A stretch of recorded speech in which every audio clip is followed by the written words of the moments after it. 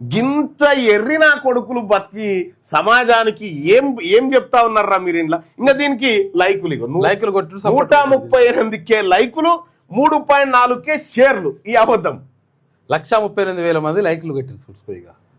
అయ్యో వీళ్ళని ఎట్లా బతుకుతారా నాయన? ఇంత తెలివి లేకుండా, కనీస జ్ఞానం లేకుండా. ఫస్ట్ వినేనన్న దావకాలా చూపిర్రా. ఏం పేరు? ఎంఆర్ సన్నియా. అమ్మ వీడు ఎవర్రా ఆయన?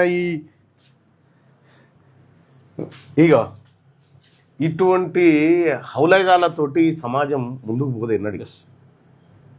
ఆడ సరే బెంగాల్ ఎన్నికలు ఎవడు గెలిస్తే ఎవడు తర్వాత కానీ అమిత్ షా ముసళ్లను పాములను డిప్లాయ్ చేసి ఇండియన్ ఆర్మీని అవమానపరిచినట్లేదా? అవును.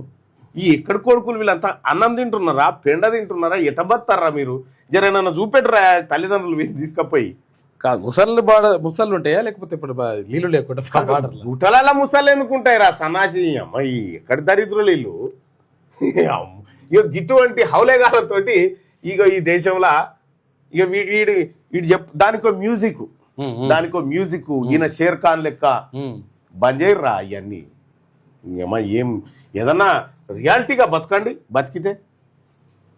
సో ఆ విషయం ఏమో కానీ తమిళనాడులో మళ్ళీ డిఎంకే వస్తుంది అనేటువంటి ఎగ్జిట్ పోల్స్, ఆ తర్వాత టీవీకే ఛాన్స్ ఉందని ఒక ఎగ్జిట్ పోల్ చెప్తా ఉంటే, ఇక కేరళలో ఈసారి విజయన్ ఓడిపోయే అవకాశం ఉందని చెప్తా ఉన్నారు. పుదుచ్చేరిలో భారతీయ జనతా పార్టీ, ఆ తర్వాత అస్సాంలో కూడా Bharatiya Janata Party, West Bengal tough ఉందని చెప్తా ఉన్నారు. కానీ వెస్ట్ బెంగాల్ని ఎలక్షన్ కమిషన్ తోటి భారతీయ జనతా పార్టీ దిగ్విజయంగా ఇప్పటికే ముగించింది.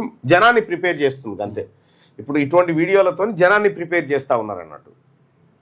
మనకి నిజంగా దొరికితే ఒక్కసారి మన ఆఫీస్కి పట్టుకురారు నన్ను ఉంటే. నేను ఒకసారి ఈయన కూర్చున్న పెట్టి ఒకసారి 10 నిమిషాలు ఈయన ఇంటర్వ్యూ చేసి తోలాలి. 10 నిమిషాల్లో వచ్చిపోతుంది. ఇటువంటి వాడు ఎవడన్నా ఉంటే చెప్పురి బాయ్ సాబ్. ఎందుకంటే వాడిని అటువంటి వాడిని ఎంకరేజ్ చేయకూడదు ఎక్కడ కూడా. సో కాబట్టి రేపు 4వ తారీఖు రోజు వచ్చేటువంటి ఫలితాలు ఎట్లుంటాయనేది చూడాల్సింది. కానీ